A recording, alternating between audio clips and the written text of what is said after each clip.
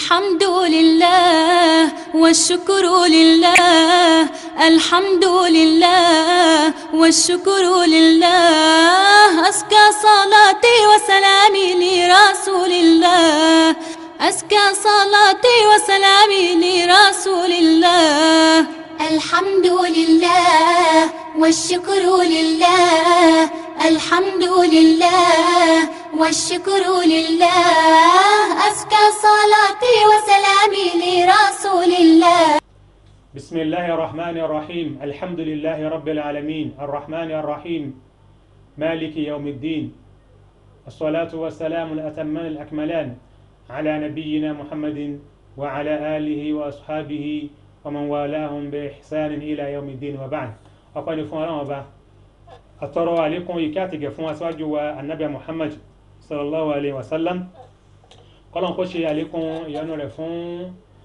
àwọn sàhábà Ànábì sallallahu alaihi wasallam àti gbogbo mùmìnì tó dúró ti ẹ̀sìn Ọlọ́run ọba bó ti tọ́ àti bí ó ti yẹ. ẹ̀yin ẹrúsìn Ọlọ́run ọba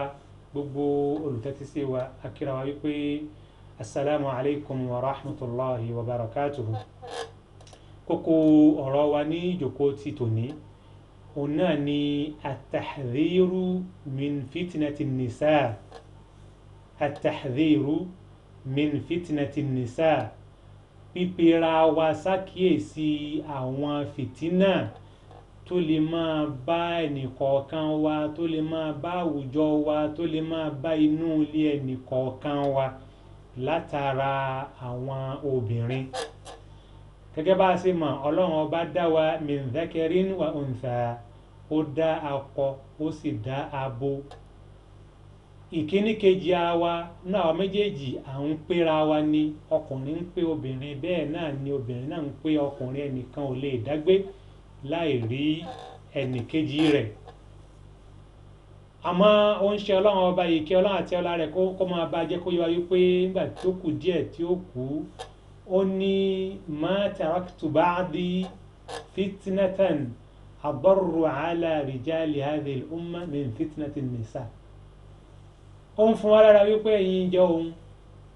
nínú nǹkan tó ń bẹ̀rù tó ń bá kú tán ó pọ̀, àmọ́ lára rẹ̀ ní àwọn fìtínà tí ó lè máa ṣẹlẹ̀. nínú àwọn fìtínà tó máa wá ṣẹlẹ̀ tí ó máa bá àwùjọ, òun náà ni fìtínà àwọn obìnrin, àwọn ewu tó lè máa tàtọ̀dọ̀ wọn ṣẹ̀. àwọn obìnrin gẹ́gẹ́ bá a ṣe mọ̀ wípé ẹlẹgẹ́ ni wọ́n, òun náà ni ó ń ṣe Ọlọ́run bá máa ń pè wọ́n ní wípé ní qawarir, rifqan bil qawarir, pẹ̀lẹ́pẹ̀lẹ́ dọwọ́ yín o pẹ̀lú àwọn ìgò. ó ń ṣe Ọlọ́run bá fi àwọn obìnrin wé ìgò nípa wípé ní pé ní ìgò àfi kẹ́ ẹ gbé pẹ̀lẹ́pẹ̀lẹ́. bẹ́ẹ̀ bá tọ́jú rẹ̀ jù, àtọ́jú jù ó lè padà fọ́. bẹ́ẹ̀ bá sì fi ilẹ̀ pé bó lè rí ó rí, yóò padà bàjẹ́. Ànábì sallallahu alaihi wasallam fún wa lára wípé ká fura o, torí pé ní ìfúnra ní oògùn àgbà. min madahir munkarati nisa'i al-yawm, bàbá wa rí a rí pé àwọn oríṣiríṣi nǹkan tó jẹ́ àwọn fìtínà obìnrin pọ̀ láwùjọ wa lónìí. òun ni Al-Qur'ani fi ń sọ fún wa tẹ́lẹ̀tẹ́lẹ̀ wípé ní qu anfusakum ahlikumun nara wa quduha an-nas wal hijara. Ọlọ́run ní ó dọwọ́ yín, ẹ ṣọ́ra yín, ẹ ṣọ́ra yín o, ẹ mójútó ra yín àtàwọn inú ilé yín kí wọ́n bá wọ inú iná wo waquduha an-nasu wal hijara. iná tó ṣe wípé àwọn nǹkan tá a máa fi kó ọmọ ẹ̀dá ènìyàn àti òkúta ni. Allahu Akbar. bó o ló sì jọra wọn pé n tá a máa fi kó iná, òkúta àti ọmọ ẹ̀dá ènìyàn. fọyẹ́ pé ní àsìkò ta ní ò lè gbà wá láti ṣàlàyé nǹkan tí àwọn onímọ̀ sọ nínú tafsiri eléyìí, ká sáré lọ síbi tọ́píkì wa kíákíá. nínú àwọn madahir fitani nisa lásìkò tá a wà yìí ó pọ̀. nínú rẹ̀ ó ní wípé at-tabarruju was-sufuru wa tafalluj, ìjáde ìjákújá, àìníjànú, àìbìkítà àwọn aláṣẹ tó wà lórí pẹ̀lú aláṣẹ ni wípé àwọn òbí abínibí, bàbá ni, ìyá ni,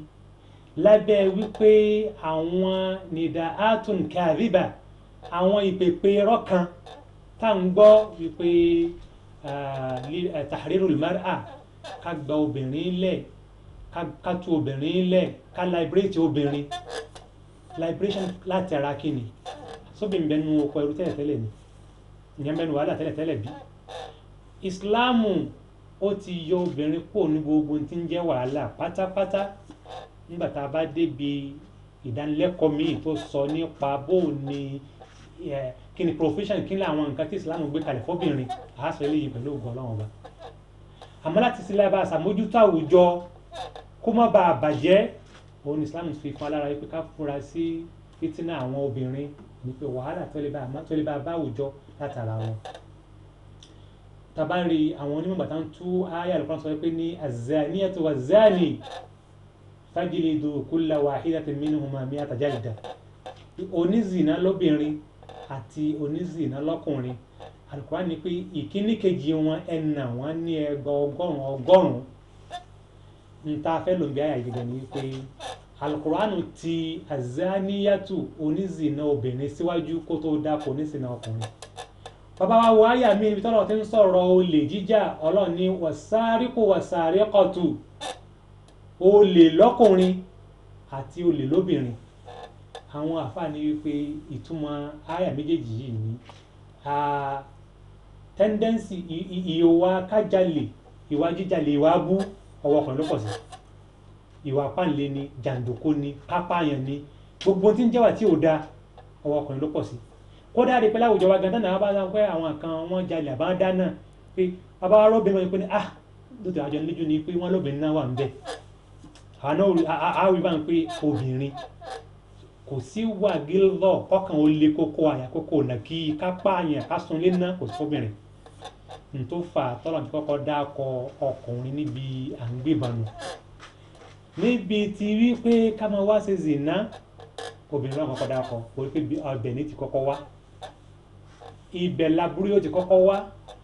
aburú tó wà fún zìnà pọ̀ òun ṣe Ọlọ́run jẹ́ kó yẹ pé ní zìnà ò ní fọ́n kálẹ̀ láwùjọ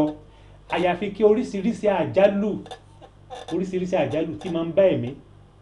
tí máa ń bá owó tí máa ń bá dúkìá tí máa ń bá nǹkan ọrọ̀ ajé kó máa bá wọn kò lè sẹ́dídì ká máa má pẹ̀jú afọ́ ìta ń sọ yìí lánàá gbogbo àti ìlú wa tí zina ò tí gbòòrò débó sí gbòòrò yìí gbogbo àwọn àlámà wípé ní àtolórí àtẹlẹ́mú kódà àtàfà àtọmọ kéwú àwọn bí ló ṣe rí lónìí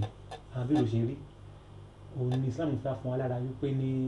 fitinatu nisa wàhálà àti ewu obìnrin ó tó sá fún náà àwọn nǹkan tá a mójútó tí Islam ní tó fi pè àtàkèsí láti lè bá a pẹ dá ẹ̀kún sírù pé ní audatul afafi wal haya àwọn ọmọbìnrin wa ká kọ́ wọn lórí ìnítìjú ó ń ṣe Ọlọ́run sọ wípé ní idha lam tastahi fasna'i ma shi'ta ẹni tí ò bá ti nítìjú kò sí nǹkan tí ò ní lè ṣe. ìtìjú ìdábárántí nínú ìtàn àwọn ọmọ ànábì Ṣuaibu obìnrin méjì nígbà tọ́lọ́run sọ̀tà wọn fún wa pẹ̀lú Musa ẹ̀rí pẹ́ni tó lọ bá ànábì Musa Ọlọ́run ọba ròyìn rẹ̀ ṣùgbọ́n wá spell out ìròyìn kan ó mẹ́nu kàn án ó ní pé pé kanat ihdahuma tamshi ala istihya ìkànnà ọmọbìnrin méjèèjì yìí ń lọ pẹ̀lú ìtìjú torí pé ìtìjú ni kí ọkùnrin àti obìnrin kan jọ máa lọ tí ó ti tọkọ tìyàwó ní ìtò gbajúmọ̀ láwùjọ tó wà lónìí. bàbá tún wá wo nóòtàn ìyá ńlá Mariam náà tọ́lọ́run ṣe ọlá látara rẹ̀ wípé ní Ọlọ́run rán màláíkà sí kó lóyún gẹ́gẹ́ bá ṣe mọ̀ tán rẹ̀ á rí pé nígbà tó ṣẹlẹ̀ tán kí Mariam wí ó ní ya laytani mittu qabla hadha wa kuntu nasiyan mansiya Ọlọ́run ikú yábẹ̀ sí i